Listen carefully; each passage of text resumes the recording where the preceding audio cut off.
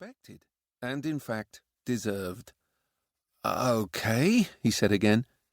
"Is that a yes?" said Livia, so hopefully that Jed immediately felt terrible for not biting her hand off straight away. But there were rules for this kind of thing, weren't there?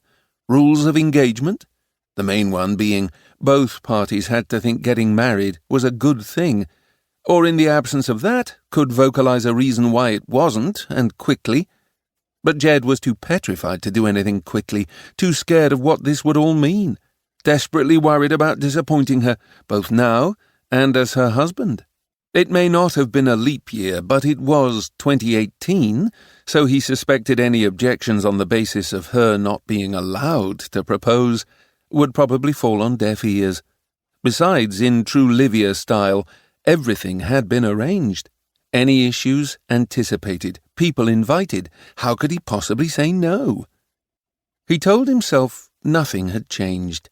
She was still the same Livia he'd fallen for all those years ago, the same Livia he wanted to spend the rest of his life with, the same Livia who, up until a minute ago, he'd assumed was fine with the way things were.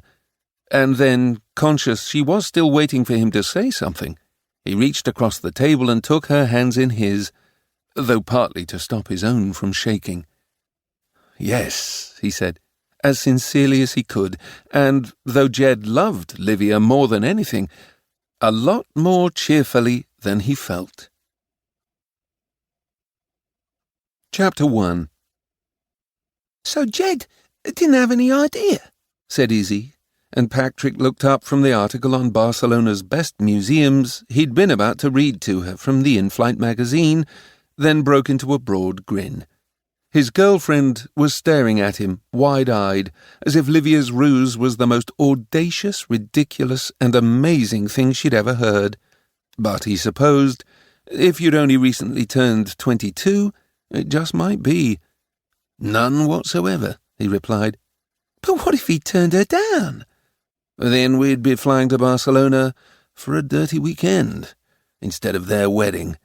"Fuck me," said Izzy, a little too loudly for Patrick's liking, given the young family sitting in the row behind them, and he winced. It was her go-to expression for surprise, anger, disappointment. Even after the best part of 3 months together, he still hadn't got used to the way she freely bandied it about, although the amount of times she used the phrase as a request almost made up for that. He rolled his eyes, then, as the fasten seatbelt sign pinged on, indicated she should look out of the window. "And speaking of Barcelona," he said fondly. "What?" "There it is." "Cool," Izzy said. Then she frowned. "It's very regular." "That's the Eixample," he explained, pronouncing it Eixample like a local might.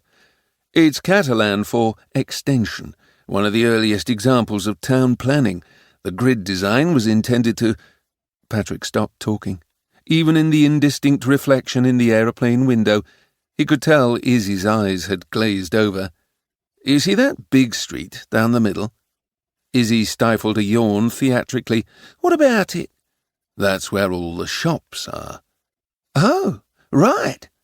Suddenly interested, Izzy leaned in closer to the window, letting out a louder still, "Fuck me," when she banged her forehead on the glass, and Patrick had to hide a smile. Already window shopping, even from up here. Though the real thing he knew would come later. He reached across and rubbed a thumb affectionately over the spot where she'd bumped herself, resisting the inclination to offer to kiss it better. Izzy loved shopping. This weekend had already cost him a fair bit, and they hadn't even landed yet. Patrick could almost feel his credit card running through a series of warm-up exercises in his wallet. He was sure the depth of his pockets was one of the reasons Izzy put up with a granddad like him, her description whenever he refused to dance with her or go to concerts to see bands whose members were younger than Anna, his daughter, or eat at restaurants where the music was so loud they had to shout at each other across plates of food, presented as if they were some kind of porcelain catwalk, or eat anything served from the back of a van, or food truck, as Izzy would always correct him, as if that made a difference. But Patrick knew that if you wanted nice things, you had to pay for them, like the vintage...